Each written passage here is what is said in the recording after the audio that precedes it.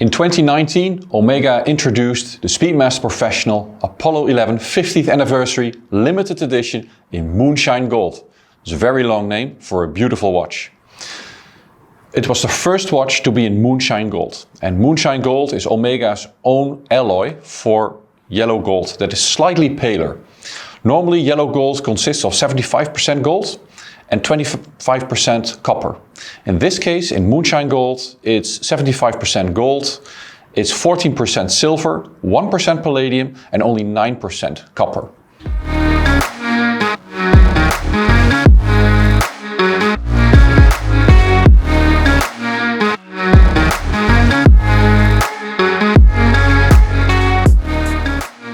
This year, 2022, a few months ago, Omega introduced two more Speedmaster Professional watches in Moonshine Gold. One with a green dial and a green bezel, and one with a Panda dial. It's a solid gold dial with black subdials. I will take a closer look at the two new models and how they differ from the 2019 version. But first, let me show you the difference between Moonshine Gold and normal yellow gold. Now, I don't have an Omega in yellow gold, but I do have another classic in yellow gold, and it's the Rolex Day-Date, the 18238, in 18 karat yellow gold. Here you will see that the Moonshine Gold is a lot paler, whiter perhaps, than the yellow gold of the Day-Date. It almost looks that, compared to each other, that the Day-Date is a little bit more orangey than the yellow of the Moonshine Gold. But back to the Speedmasters, that's why you are here. So this is the 2019 version and it was limited to 1,014 pieces. It's long sold out. You can get them on the pre-owned market, I guess. But Omega solved it because now here there are two new versions, not limited editions, and they will be in the regular collection from now on. One is with the green dial. It's a brass dial, like all dials are made of brass, and it has a PVD treatment in green, and it has a green ceramic bezel.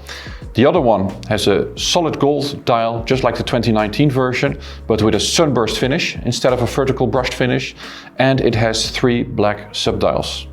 Now, these versions I have here come on a leather strap for the green one and a rubber strap on the Panda one. They are also available with a gold bracelet, also Moonshine of course. Omega did not have them available for us for review, so I tried to put the bracelet of my own Speedmaster Professional in Moonshine Gold on the new ones, and it doesn't work. The design between the lugs is a little bit different. So the bracelet, it has a little lip and it doesn't fit the cavity between the lugs of the new Speedmasters because it's a little bit different in positioning. However, I did try it. I couldn't fix it with a spring bar, but I made a picture of it anyway without the bracelet being fixed, and I put it on my Instagram, but you will see it here in this video as well. Both watches look good on a bracelet. The difference though between the former bracelet and the new bracelet is that the in-between links on the new model are polished instead of brushed.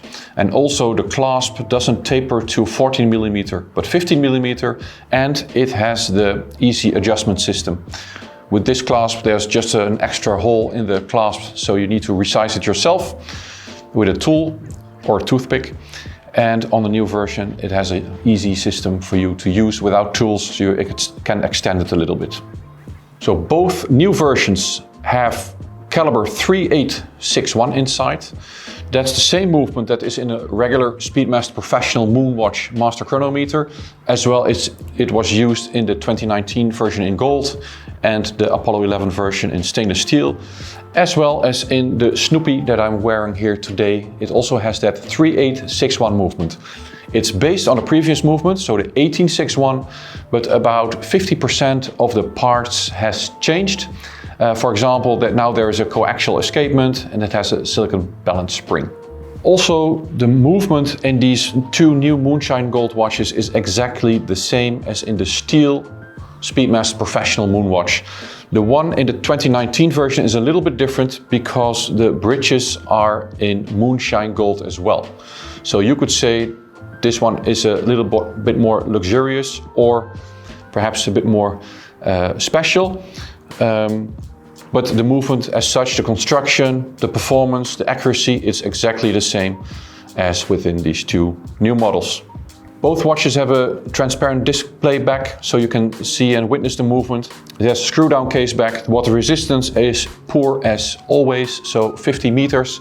I don't recommend you to swim with a gold watch anyway, not because it's not possible, because technically you should be able to swim with it, but you don't want to hit any stones, rocks or tiles in a swimming pool with gold because the material is rather soft.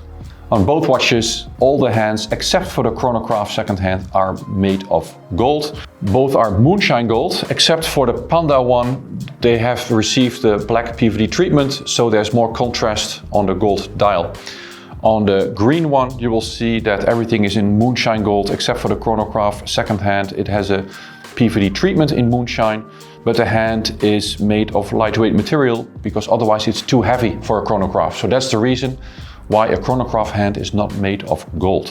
Both watches also come with a folding clasp, and folding clasp is also made of Moonshine gold. The watches are heavy.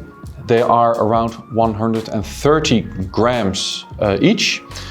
The full gold version, I don't know because I don't have it of the new ones. Of the old one, the full weight was around 225 grams. So I guess that the same applies to the new Speedmaster Moonshine versions when they come on a gold bracelet. So when these watches came out, I saw the green dial version with the yellow gold or the Moonshine gold, and yellow gold and green really work well.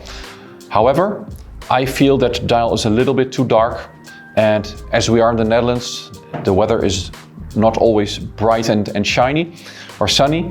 So the green remains to be quite dark, especially inside. So that's why I prefer the Panda one myself. I think it's nice with the gold dial, sunburst finish, and with the black subdials. Beautiful look. At first I was not that fond of the rubber strap because I thought a rubber strap doesn't fit a Speedmaster that well because it's not a watch to use in the water. It's more for like a Seamaster, a rubber strap. But I have to say it wears super comfortable, and the fun thing on the inside of this strap, they made the moon crater surface, so it really looks cool. You can also order this strap separately without a buckle, and you can put it with a steel buckle on your steel Speedmaster if you want one. They are available at Omega boutiques for ordering. So I prefer the Panda one over the green one, but in the end I prefer my own one, the discontinued one from 2019, the Apollo 11. Why? Because of all the nerdy details. I love the gold dial with the onyx hour markers. There's a piece of lunar meteorite in the case back. It's like a perfect re-edition or remake of the original from 1961. So this is the one for me, but if I had to choose between these two, I would go for the Panda one.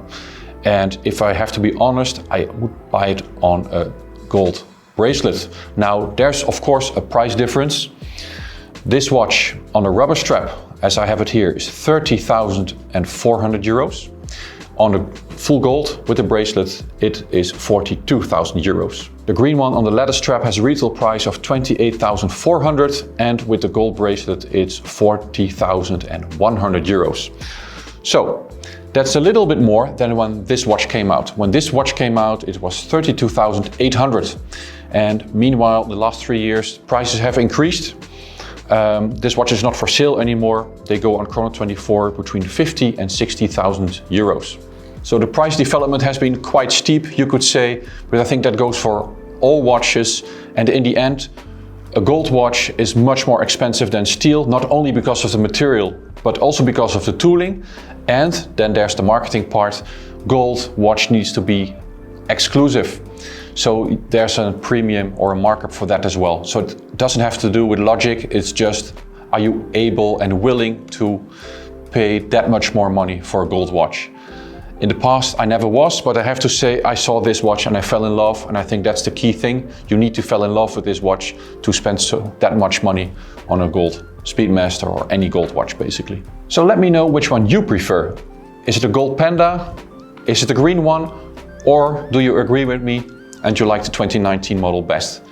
Let us know in the comments. Make sure to subscribe to our channel and to like this video. Thanks for watching.